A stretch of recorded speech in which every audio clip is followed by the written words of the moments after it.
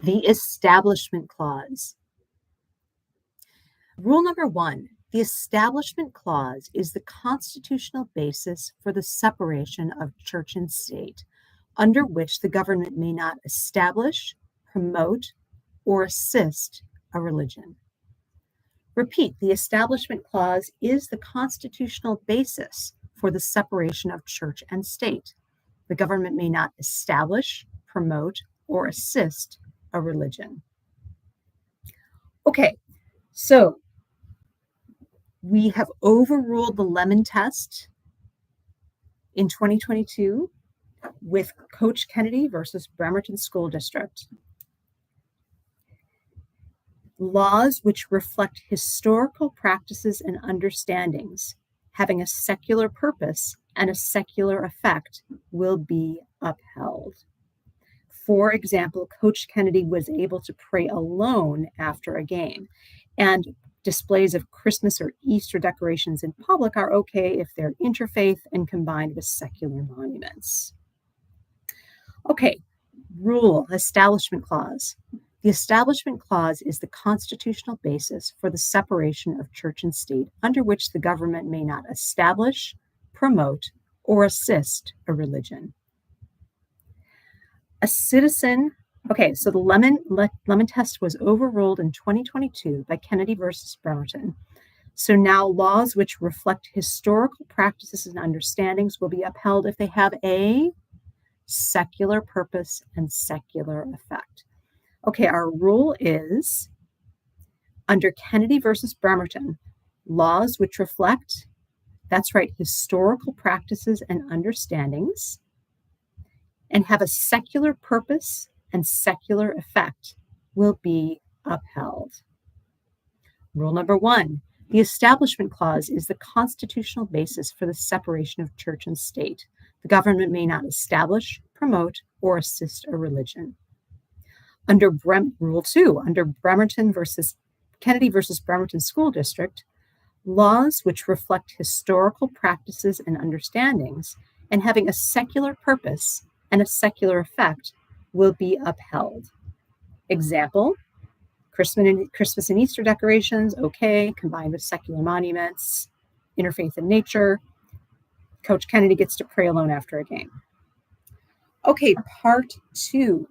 A citizen may challenge congressional spending under the Establishment Clause. Okay, remember, the government can't establish, promote, or assist a religion. So a citizen has standing under Flast versus Cohen to challenge congressional spending based on the Establishment Clause. That is Rule 3. A citizen has standing under the Establishment Clause to challenge congressional spending. A citizen may challenge congressional spending based on the Establishment Clause. Under which case? That's right, Flast versus Cohen. So that's our Rule 3. A citizen may challenge congressional spending and has standing based on the Establishment Clause under Flast versus Cohen. Okay, let's talk 2 more things. Religion and schools. A provision which applies equally to private secular and private religious schools will be upheld. Okay, this is Rule 4. A provision, religion and schools, a provision which applies equally to private secular and private religious schools will be upheld. What are we talking about? Tuition vouchers, transportation reimbursement, use of public funds for educational testing, school facilities, tax exemptions for religious schools. If they're equally applied to private and public or nonprofit and religious, they are constitutional. A provision which applies equally to private secular and private religious schools will be upheld. If it's equally applied, it will be upheld. It is constitutional. However, certain things related to schools are just plain impermissible. Prayer in public schools, even if the idea originates with students, student-led prayer at school-sponsored events, and ministers or rabbis at such events. Those things are violations of the Establishment Clause because the government may not do what? Establish, promote, or assist a religion. Okay, there are some things that are reflective of historical practices and understandings, like blue laws, mandatory Sunday closures, religious monuments on public property if they've been there for a long time, and we have secular monuments present there too. And you can have officially sponsored legislative prayer and prayer at a town meeting. Why? Because people can opt out.